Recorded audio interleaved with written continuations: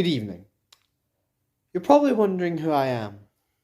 Well, I'm the guy who's behind the scenes making video games possible. But within video games, there are myths, half truths. To put it simply, urban legends. And I'm going to discuss with you today some urban legends that I found in video games. Let us begin with one of the most oldest urban legends in video games, with an arcade machine that may not even have existed. I'm of course referring to Polybius. Nobody really knows where this elusive console came from. All people remember is that the console is so elusive, it dared to be changed. Many people say that the arcade console itself was placed in the company of the arcade as part of a CIA operation. Kids would also suffer from headaches or seizures after coming in contact with playing on Polybius for too long. All I can say is nobody really knows why these consoles were created or why this game was so elusive. What I do know is, a few days after the console would arrive in a town, it would disappear like that, never to be seen or heard from again. So maybe getting trained by the FBI won't be so bad, but still very terrifying. And we've only scratched the surface of what is possible. Our next one comes courtesy of the Nintendo 64 and Mario 64, with one of the oldest secrets and most mysterious urban legends. L is real. This legend's a bit more popular, and it can be. Ella's Reel started when players of Super Mario 64 for the Nintendo 64 came across a star statue in the middle of Peach's castle. It wrote Ella's Reel 2401 on it, and it had a uniquely odd style about it. Many screenshots and images claim that this small fact is just but a way to shoehorn in Luigi, the more fortunate Mario brother, into the game. However, some people say that this was to be claimed, but it was never put in the final cut. And thusly, Luigi was not in the game, but we still have this amazing secret, and even ROM hacks have tried to get him into the game. But it was all for naught. Well, sticks and stones may break my bones. We may never get Luigi in Super Mario 64, but he's not the only character missing. Imagine if a game's source code could just delete something. Something that was there but has just vanished from the source code altogether. I believe that's the case with today's next item, about a ghost who haunts probably one of the most infamous indie sandbox games ever. I'm of course referring to the ghost of Minecraft himself, Herobrine. So yeah, this joke's really old now, but it is still very interesting. Herobrine is probably one of the most elusive characters ever conceived in a video game, because I don't think he was ever even supposed to exist. This urban legend was just made up on the spot. The story goes that a player was wandering around his world one day when he came across a player with pure white eyes that had the default Steve skin. He checked he wasn't in multiplayer, and eventually he found himself being terrified. He started to notice strange occurrences in his server.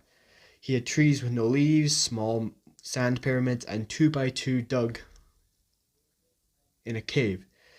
Could this just be a coincidence, or is it something more? Anyways, another story goes that Herobrine was the first player to dig right down and fell into lava and got burned and yada yada yada. Some people say he is the ghost of Marcus Pearson, aka Notch, who does have a brother, but he's not dead. So this is like a reincarnation of Pearson's brother. Again, Pearson's brother is not dead, but it wouldn't surprise me. But after that, Herobrine blew up all over YouTube. There are thousands of videos. He's appeared in many people's servers. There's mods just about him, and he remained a key part of Minecraft history. But I went digging through the source code and found Herobrine removed. Was he really always there? Or was there something more sinister going on behind the scenes at Mojang? Ah, well, there's another thing we'll never get to see again. But now, let's get into something else. Let's try something else. Let's get away from video games altogether and talk about about consoles from the games itself. And one of the most infamous complaints I got about the PlayStation 2 is how it was secretly used as part of a terrorist organization. That never came up in any ads I saw for the PlayStation. Yeah, have you ever come across this? Some people say, well, the legend goes that terrorist leader Saddam Hussein used the PlayStation 2 as a terrorist way to, I don't know, train kids to become terrorists, I guess. I don't know. The PlayStation 2 was full of very violent games. It really wouldn't surprise me if terrorists were involved in it. Sony denies any claims that Saddam Hussein was involved in the help of the creation of the PlayStation 2, but I still have my suspicions. How can we really be sure that the PlayStation 2, when it promotes so many violent games like Call of Duty and Grand Theft Auto, is really a children's gaming console when it promotes so much violence? Heck, terrorists could take on any company. Microsoft, Nintendo, anybody could be susceptible. What was the Xbox 360 used for? Getting minors drunk? Jesus. Well, that was a doozy. But the next one we have is even bigger than that. Have you ever found video game women attractive? I haven't. Not at all. I'm strictly professional. But yeah, let's talk about Tomb Raider for the Sony PlayStation.